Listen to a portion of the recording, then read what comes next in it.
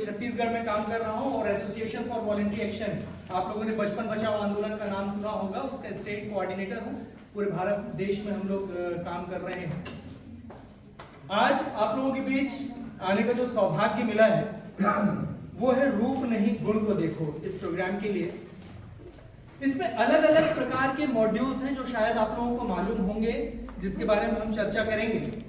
तो कुल मिलाकर के कहानी यह है कि रूप नहीं गुण। मैं आप लोगों से जानना चाहूंगा कि रूप और गुण दोनों में क्या फर्क है आप लोगों के हिसाब से। फिर मैं इन्फ्लुएंसर के बारे में आऊंगा। तो सबसे पहले ये पीछे जो बहुत प्यारे से बच्चे दिख रहे हैं, कॉलेज के स्टूडेंट्स हैं, और कॉलेज के स्टूडेंट्स बहुत बड़े इन्फ्लुएंसर होते हैं। आप सभी मानते होंगे इस बात को। आप और हम जो इन्फ्लुएंसर हैं, हम तो हैं, लेकिन कॉलेज के बच्चे बहुत बड़े इन्फ्लुएंसर होते हैं। क्यों? क्योंकि उनके आसपास छोटे और लोग होते हैं जो उनको देख करके चाहते हैं कि हाँ, ये दीदी जो कोर्स कर रही है, ये जो काम कर रहे हैं, ये किस तरीके से चलते हैं, किस तरीके से उठते बैठते हैं, उस तरीके का उसकी नकल करने का प्रयास बहुत सारे बच्चे करते हैं ना। हाँ तो हाँ, ना तो ना। आप लोगों की बातें मुझ तक पहुंचती रहेंगी तो मैं आगे बढ़ता रहूंगा। मेरा प्रश्न था कि रूप और गुण ये दोनों क्या है, बताएं।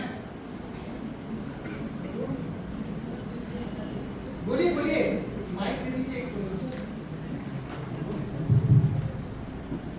रूप वो होता है जो सिर्फ बाहरी रूप से दिखाई देता है, और गुण जो होता है वो आंतरिक होता है। वो किसी कार्य को करने से गुण का पता चलता है। वेरी बहुत सबसे पहला बढ़िया एक उदाहरण जो आते साथ देखा था कि यहाँ पर हम लोगों को बहुत प्यारा गाना सुनने के लिए मिला था। जिन बच्चियों ने गाना गाया था उनके लिए एक बार जोरदार था। बहुत प्यारा गाना गाया था, आदरणीय सब लोगों ने उनका भरपूर साथ दिया। तबला भी बहुत प्यारा बज रहा था, हारमोनियम में सर बहुत साथ दे रहे थे, और उसके बाद जहाँ सरगम की बात आ रही थी वो उनके साथ सुर से सुर मिला रहे थे। आदरणीय राजीव रंजन जी बहुत बढ़िया गिटार बजा रहे थे। ये गुण है, ये गुण है। हम बात करते हैं कि पहले मैं आता हूँ थोड़ा सा लीक से हट करके एक छोटी सी कहानी के ऊपर आऊंगा। कहानी के बाद फिर हम अपने मैटर को आगे बढ़ाएंगे।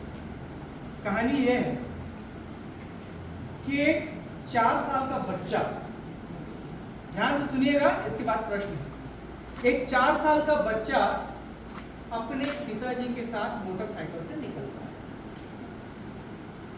यहाँ मोटरसाइकिल से निकलते हैं, कुछ दूर में जाते हैं और उनका एक्सीडेंट हो जाता है। इस एक्सीडेंट में उस बच्चे के पिता की मृत्यु हो जाती है। आपके और हमारे जैसा कोई जागरूक व्यक्ति रहता है, बच्चे को देखता है तो सबसे पहले पुलिस को फोन लगाता है, थानेदार साहब आते हैं, अपनी गाड़ी खड़ी करते हैं, सबसे पहले बच्चे को उठाते हैं, अपनी गोद में लेते हैं, हाथ रखते हैं और बोलते हैं, अरे यह तो मेरा बच्चा है। सुनाई दिया बेटा पीछे? थानेदार साहब बोलते हैं, अरे यह तो मेरा बच्चा है। कहानी खत्म। थानेदार साहब ऐसा क्यों कहते हैं कि अरे यह तो मेरा बच्चा है? प्रश्न का उत्तर आप लोगों से आना चाहिए। थानेदार साहब ऐसा क्यों कहते हैं कि अरे यह तो मेरा बच्चा? जो मन में आ रहा है उसका आंसर सर आप सुनना चाहूंगा, ऐसा क्यों कहते हैं? वो बच्चे का मतलब बच्चे का मन रखने के लिए, अगर वो वैसा नहीं बोलते तो बच्चा रोने लगता और मतलब अपने आप को असुरक्षित महसूस करता। बच्चे को सुरक्षित महसूस हो इसलिए बोलते हैं। वेरी गुड, बहुत बढ़िया। आप मैडम आपसे जानना चाहूंगा ऐसा क्यों बोलते हैं थानेदार साहब? हर किसी के मन में ना एक अलग उत्तर है। मैडम बैठे बैठे नहीं बोल सकते, ऐसा कोई दिक्कत नहीं, लेकिन खड़े होकर सब देख पाएंगे आप जी। मेरा बोलने से उसमें आत्मीयता का भाव ज्यादा होता है। आत्मीयता का भाव, वेरी गुड, बहुत बढ़िया जी। कार्य आसान होता है। Very good. और आप में से कोई बताओ दोस्तों, क्यों कहते हैं थानेदार साहब ऐसा कि अरे तो मेरा बच्चा है? बोलो, बोलने डरना नहीं ना कभी।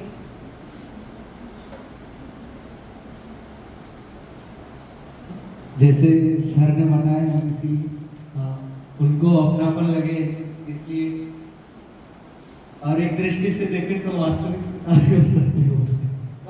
है वो उनके वास्तविक पिता रहे। मैंने पहले बताया कि बच्चे के पिता की मृत्यु हो गई, ठीक है, ठीक, बढ़िया।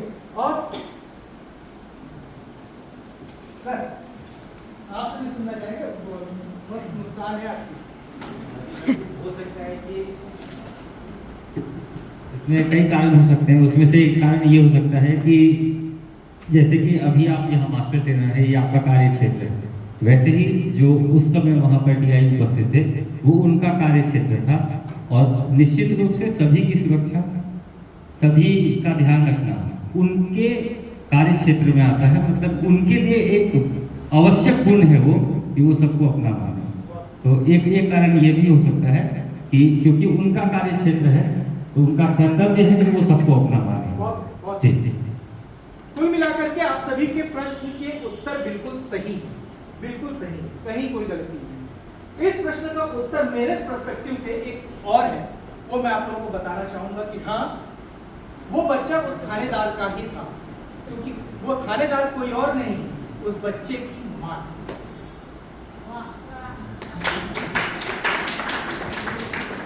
क्योंकि वो थानेदार कोई और नहीं, उस बच्चे की।